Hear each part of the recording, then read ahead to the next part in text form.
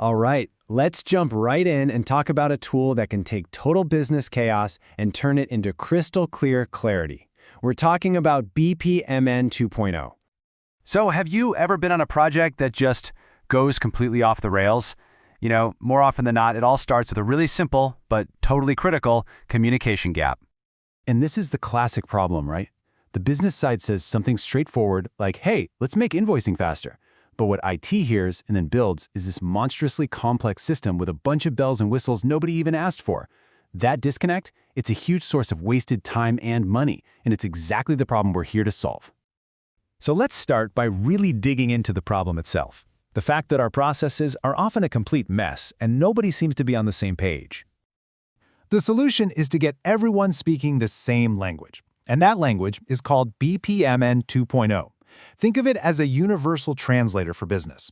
Now, it's really important to get this. This is not just another flowchart. It's a formal, precise language that both people and computers can understand. And that little detail, it changes absolutely everything.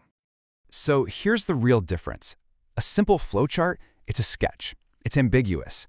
A BPMN model, on the other hand, has super strict rules, what the official standard calls execution semantics. Basically, it's grammar for your processes. And this grammar is so precise that it turns a picture into something a machine can actually execute. It stops being a drawing and becomes a genuine blueprint for automation.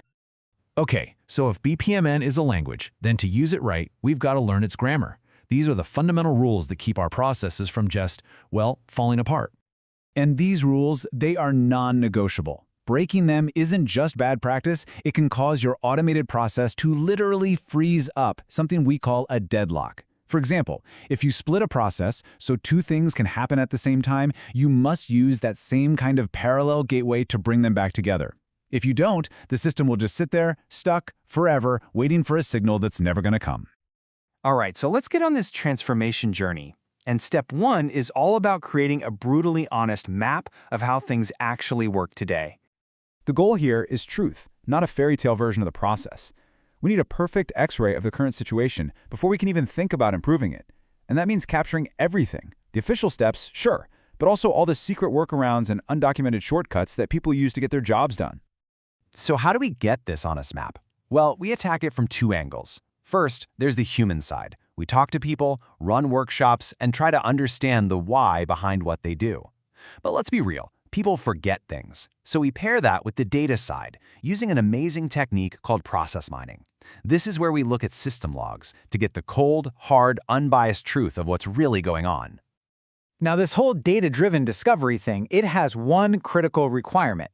For process mining to actually work, every single event your IT systems record needs to have three little pieces of information: a unique case ID, a name for the activity, and the timestamp. Without these digital breadcrumbs, you're basically flying blind, just guessing at what's happening instead of knowing for sure. Okay, so we've got our X-ray of the current process, warts and all. Now comes the fun part. We get to be architects and design a blueprint for a much better future.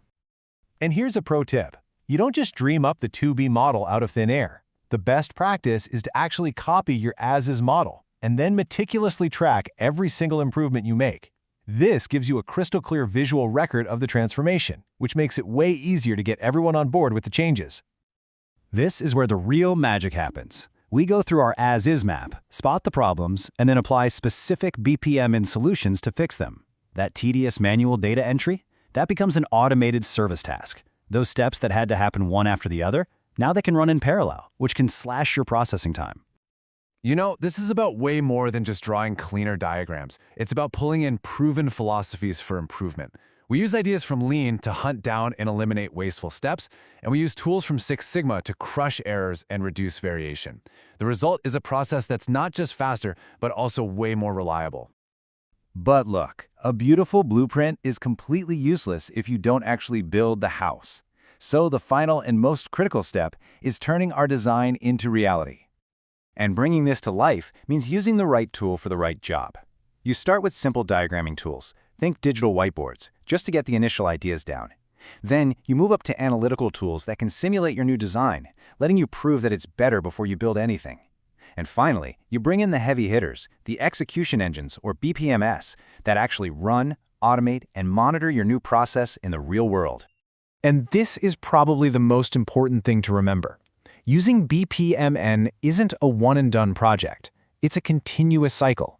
You define the process, model it, run it, monitor how it's doing, and then use that data to make it even better. It's a constant loop of improvement. So, I'll leave you with this thought. This structured way of thinking isn't just for giant corporations. You can apply it anywhere. So, what messy process in your world is just waiting for you to draw its blueprint?